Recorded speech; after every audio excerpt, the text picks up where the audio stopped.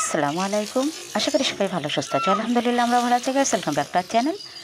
আবারও শিখেছি নতুন ভিডিও নিয়ে। আশা করি ভিডিওটা তোমাদের ভালো লাগবে বন্ধুরা। তাহলে যেন একেবারে স্কিপ করবে না, প্রথমে একটা লাইক দিয়ে কিন্তু ভিডিওটা দেখা শুরু করবে। আর ফুল ভিডিওটা দেখার অনুরোধ রইল আমার তোমাদের কাছে। দেখো বন্ধুরা, একেবারে জ্যান্ত একটা টাটকা মাছ নিয়ে এসছে। আজকে এই মাছটাকে সুন্দর করে কাটাকুটি করতে হবে।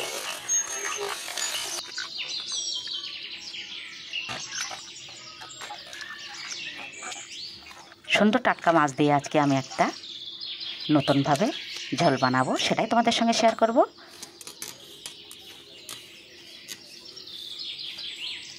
একটু বড় সাইজের মাছ নিয়ে আসলেই কিন্তু আমি কাটাকুটি একেবারেই করতে পারি না। এজন্য হাজব্যান্ডে দিয়ে আমি মাছটা সুন্দর করে কাটাকুটি করে নেব।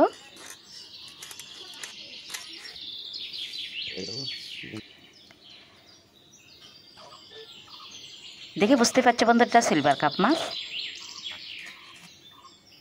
সুন্দরভাবে এখন কাটাকুটি করে নেওয়া হচ্ছে। এখন সুন্দর করে ধুতে হবে, তারপরে আমি রান্নার কাজে লেগে পড়ব।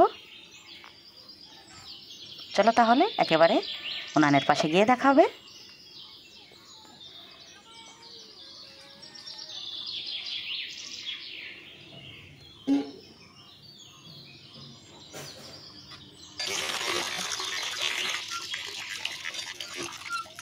যে কোনো মাছ নিয়ে আসলে কিন্তু সবজি দিয়ে ঝোল বানানো হয় বা মাছ ভেজে মশলা ঝোল বানানো হয়। আজকে একেবারেই নতুনভাবে তোমাদের সঙ্গে এই ঝোলটা আমি শেয়ার করছি।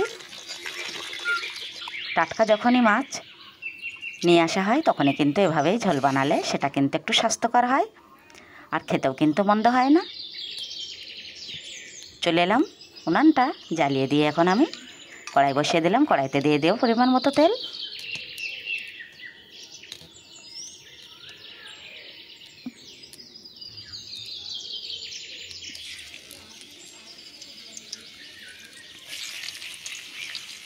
তেলটা গরম হয়ে গেছে, এখন আমি পেঁয়াজ কুচিগুলো দিয়ে দিলাম। একে একে আমি এখন বাটা ও গুঁড়ো মশলাগুলো সব দিয়ে দেব।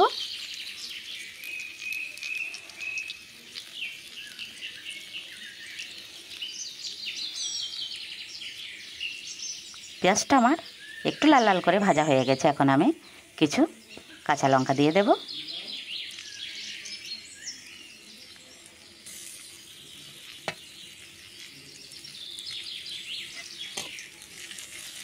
খুব সামান্য আমি একটু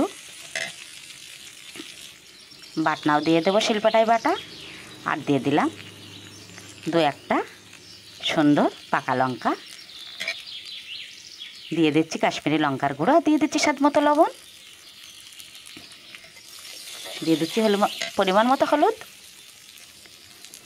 সমস্ত গুঁড়ো মশলাগুলো দিয়ে কিন্তু আমি সুন্দর করে মশলাটা একটু কষিয়ে নিয়ে সেই কাঁচা মাছগুলো কিন্তু দিয়ে দিচ্ছি। এখন এই মশলার সঙ্গে আমি কিন্তু এই মাছটা সুন্দর করে কষিয়ে নেব। এভাবে ঝোলটা বানিয়ে দেখবে, কিন্তু খেতেও যেমন টেস্ট হয় আর একটু স্বাস্থ্যকরও হয়।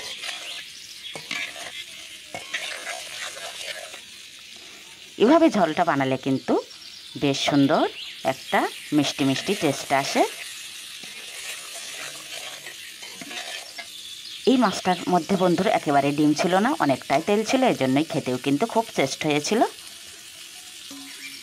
যে কোনো মাছের মধ্যে ডিম থাকলে কিন্তু স্বাদটা অনেকটাই কমে যায়, আর যে মাছটায় তেল হয়ে যায় সেটা কিন্তু খেতে খুবই টেস্ট থাকে। মশলার সঙ্গে আমি সেই কাঁচা মাছটা সুন্দর করে কষিয়ে নিয়ে এখন আমি পরিমাণ মতো জল দিয়ে কিন্তু ঝোলটা দিয়ে দিচ্ছি। আর ঝোলটা দিয়ে এখন আমি কিন্তু কিছুক্ষণ ঢাকনা দিয়ে ঢেকে রাখবো। ঝোলটা অনেকটাই পরিমাণে দিয়েছি, যেহেতু মাছটা কাঁচা ছিল।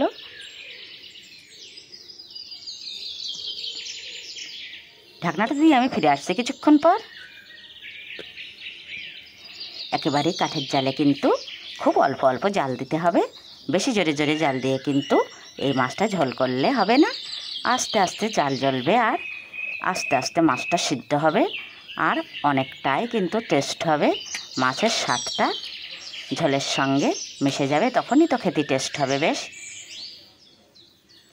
আবারও ঢাকনা খুলে আমি একটুখানি নাড়িয়ে দিলাম। একেবারে ঝোলটা আমার কমে এসেছে। এভাবে ঝোলঝোল অবস্থায় কিন্তু আমি নামিয়ে নেব। যদি কিছু ভালো লেগে থাকে চ্যানেলটি সাবস্ক্রাইব করবে, আর যেসব বন্ধুরা নতুন তারা কিন্তু প্লিজ চ্যানেলটি সাবস্ক্রাইব করে দেবে। আবারও দেখা হচ্ছে নতুন কোনো ভিডিওর সাথে। ততক্ষণে সবাই ভালো সুস্থ থাকো। একেবারেই শেষের পথে আমার। এবার আমি টাটকা সেই মাছের ঝোলটা নামিয়ে নেব, নিয়ে গরমা গরম ভাতের সঙ্গে এখন বেড়ে নেবো। এই সাইডে কিন্তু ভাতটাও আমার প্রায় হয়ে এসেছে।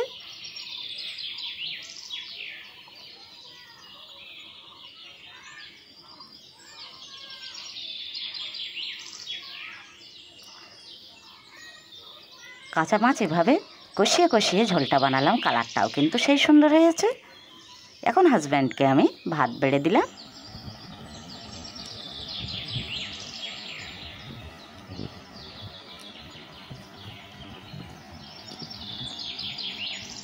এখন তাহলে বন্ধুরা ভিডিওটা আমি এখানেই শেষ করছি।